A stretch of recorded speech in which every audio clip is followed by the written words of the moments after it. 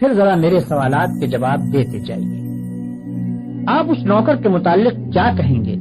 جو آقا کی مقرر کی ہوئی ڈیوٹی پر جانے کے بجائے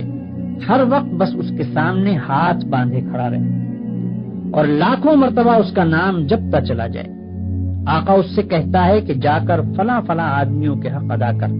مگر یہ جاتا نہیں، بلکہ وہیں کھڑے کھڑے آقا کو جھک جھک کر 10 سلام کرتا ہے اور پھر ہاتھ باندھ کر کھڑا ہو جاتا ہے۔ آقا اسے حکم دیتا ہے کہ جا اور فلاں فلاں خرابیوں کو مٹا دے، مگر یہ 1 انچ وہاں سے نہیں ہٹتا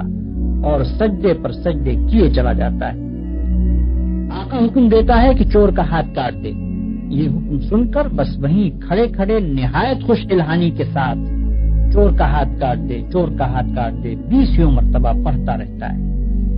مگر ایک دفعہ بھی اس نظام حکومت کے قیام کی کوشش نہیں کرتا جس میں چور کا ہاتھ کاٹا جا سکے۔ کیا آپ کہہ سکتے ہیں کہ یہ شخص حقیقت میں آقا کی بندگی کر رہا ہے؟ اگر آپ کا کوئی ملازم یہ رویہ اختیار کرے تو میں نہیں جانتا ہوں کہ آپ اسے کیا کہیں گے، مگر حیرت ہے آپ پر کہ خدا کا جو نوکر ایسا کرتا ہے آپ اسے بڑا عبادت گزار کہتے ہیں۔ یہ ظالم صبح سے شام تک خدا جانے کتنی مرتبہ قرآن شریف میں خدا کے احکام پڑھتا ہے،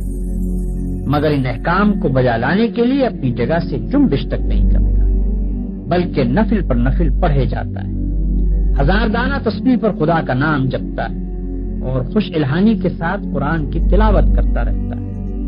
آپ اس کی یہ حرکتیں دیکھتے ہیں اور کہتے ہیں کہ کیسا زاہد عابد بندہ ہے۔ یہ غلط فہمی صرف اس وجہ سے ہے کہ آپ عبادت کا صحیح مطلب نہیں جانتے۔ ایک اور نوکر ہے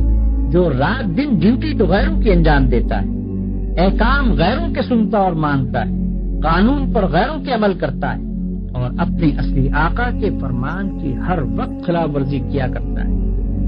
مگر سلامی کے وقت آقا کے سامنے حاضر ہو جاتا ہے اور زبان سے آقا ہی کا نام جپتا رہتا ہے۔ اگر آپ میں سے کسی شخص کا نوکر یہ طریقہ اختیار کرے تو آپ کیا کریں گے؟ کیا آپ اس کی سلامی کو اس کے منہ پر نہ مار دیں گے؟ جب وہ زبان سے آپ کو آقا اور مالک کہے گا تو کیا آپ فوراً یہ جواب نہ دیں گے کہ تو پرلے درجے کا جھوٹا اور بے ایمان ہے، تنخواہ مجھ سے لیتا ہے اور نوکری دوسروں کی کرتا ہے، زبان سے مجھے آقا کہتا ہے اور حقیقت میں میرے سوا ہر ایک کی خدمت کرتا پھرتا ہے؟ یہ تو ایک معمولی عقل کی بات ہے جسے آپ میں سے ہر شخص سمجھ سکتا ہے، مگر کیسی حیرت کی بات ہے کہ جو لوگ رات دن خدا کے قانون کو توڑتے ہیں، کفار و مشرکین کے احکام پر عمل کرتے ہیں اور اپنی زندگی کے معاملات میں خدا کے احکام کی کوئی پرواہ نہیں کرتے، ان کی نماز اور روزے اور تسبیح اور تلاوت قرآن اور حج و زکوٰۃ کو آپ خدا کی عبادت سمجھتے ہیں۔ یہ غلط فہمی بھی اسی وجہ سے ہے کہ آپ عبادت کے اصل مطلب سے ناواقف ہیں۔ ایک اور نوکر کی مثال لیجیے۔ آقا نے اپنے نوکروں کے لیے جو وردی مقرر کی ہے یہ ٹھیک ناپ تول کے ساتھ اس وردی کو پہنتا ہے، بڑے ادب اور تعظیم کے ساتھ آقا کی خدمت میں حاضر ہوتا ہے، ہر حکم کو سن کر اس طرح جھک کر بصر و چشم کہتا ہے کہ گویا اس سے بڑھ کر اطاعت گزار خادم کوئی نہیں۔ سلامی کے وقت سب سے آگے جا کر کھڑا ہوتا ہے اور آقا کا نام جپنے میں تمام نوکروں سے بازی لے جاتا ہے، مگر دوسری طرف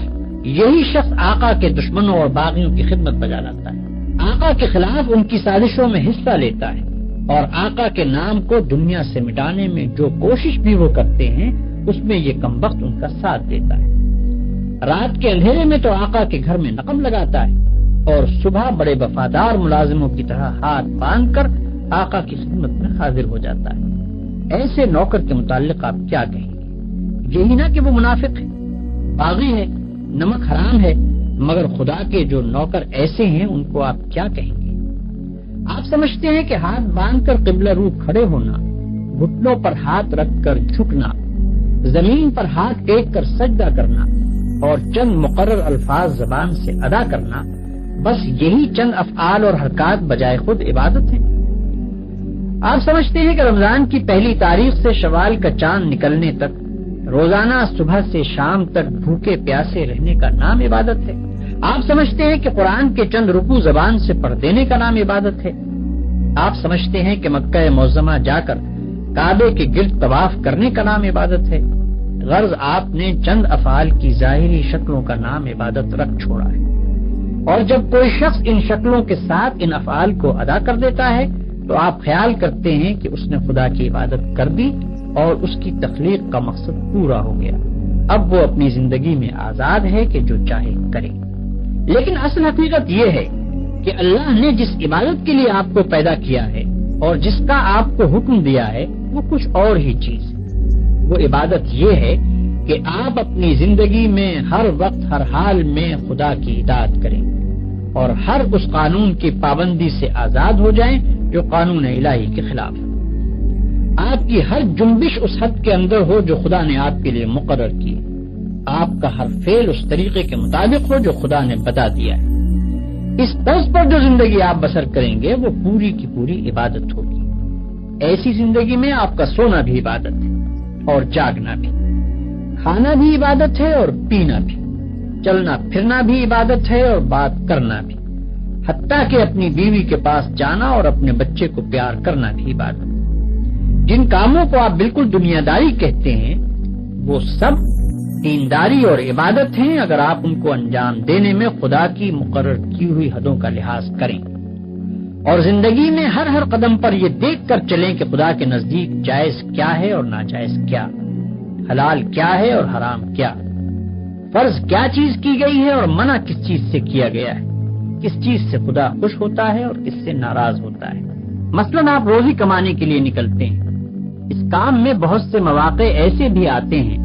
جن میں حرام کا مال کافی آسانی کے ساتھ آپ کو مل سکتا ہے۔ اگر آپ نے خدا سے ڈر کر وہ مال نہ لیا اور صرف حلال کی روٹی کما کر لائے تو یہ جتنا وقت آپ نے روٹی کمانے پر صرف کیا یہ سب عبادت تھا،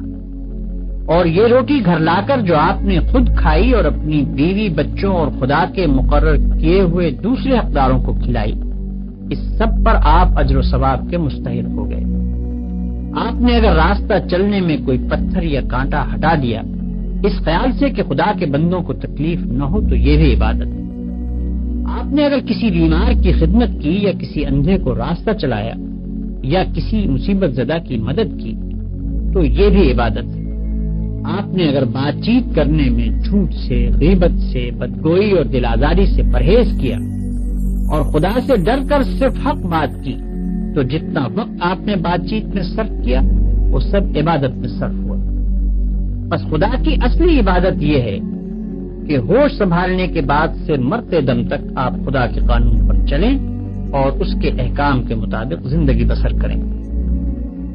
اس عبادت کے لیے کوئی وقت مقرر نہیں ہے، یہ عبادت ہر وقت ہونی چاہیے۔ اس عبادت کی کوئی ایک شکل نہیں ہے، ہر کام اور ہر شکل میں اسی کی عبادت ہونی چاہیے۔ جب آپ یہ نہیں کہہ سکتے کہ میں فلاں وقت خدا کا بندہ ہوں اور فلاں وقت اس کا بندہ نہیں ہوں تو آپ یہ بھی نہیں کہہ سکتے کہ فلاں وقت خدا کی بندگی و عبادت کے لیے ہے اور فلاں وقت اس کی بندگی و عبادت کے لیے نہیں ہے۔ بھائیوں، آپ کو عبادت کا مطلب معلوم ہو گیا اور یہ بھی معلوم ہو گیا کہ زندگی میں ہر وقت ہر حال میں خدا کی بندگی اور اطاعت کا نام ہی عبادت ہے۔ اب آپ پوچھیں گے کہ یہ نماز، روزہ اور حج وغیرہ کیا چیزیں ہیں؟ اس کا جواب یہ ہے کہ دراصل یہ عبادتیں جو اللہ نے آپ پر فرض کی ہیں ان کا مقصد آپ کو اس بڑی عبادت کے لیے تیار کرنا ہے جو آپ کو زندگی میں ہر وقت ہر حال میں ادا کرنی چاہیے۔ نماز آپ کو دن میں 5 وقت یاد دلاتی ہے کہ تم اللہ کے بندے ہو، اسی کی بندگی تمہیں کرنی چاہیے۔ روزہ سال میں 1 مرتبہ پورے 1 مہینے تک آپ کو اسی بندگی کے لیے تیار کرتا ہے۔ زکوٰۃ آپ کو بار بار توجہ دلاتی ہے کہ یہ مال جو تم نے کمایا ہے یہ خدا کا عطیہ ہے، اس کو صرف اپنے نفس کی خواہشات پر صرف نہ کر دو بلکہ اپنے مالک کا حق ادا کرو۔ حج دل پر خدا کی محبت اور بزرگی کا ایسا نقش بٹھاتا ہے کہ اگر 1 مرتبہ وہ بیٹھ جائے تو تمام عمر اس کا اثر دل سے دور نہیں ہو سکتا۔ ان سب عبادتوں کو ادا کرنے کے بعد اگر آپ اس قابل ہو گئے کہ آپ کی ساری زندگی خدا کی عبادت بن جائے تو بلا شبہ آپ کی نماز نماز ہے اور روزہ روزہ ہے، زکوٰۃ زکوٰۃ ہے اور حج حج ہے۔ لیکن اگر یہ مقصد پورا نہ ہوا تو محض رکوع اور سجدہ کرنے